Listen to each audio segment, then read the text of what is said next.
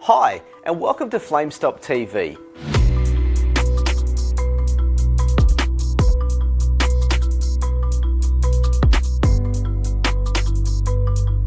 In this episode, we're going to talk about our universal flame detector test kit. This kit is ideal for testing a wide range of flame detectors in the market. The kit we provide has 8 different flame patterns to choose from and is ideal for testing various brands and models of UV-IR, triple IR and UV triple IR flame detectors. There is a 4-digit display for ease of use and functionality. It's a really easy kit to use. Even you could use this kit, Ben. This unit has a test range of up to 3 meters. You can use the tester in your hand for flame detectors within close range, or you can put the unit onto the adjustable 3-meter aluminium pole for those harder to reach flame detectors.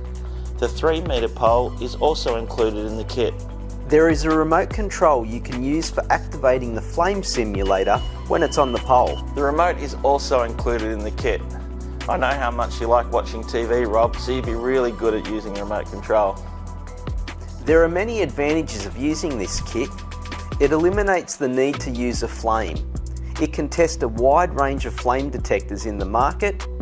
There is no calibration needed for this product. You can just continue to use it year after year.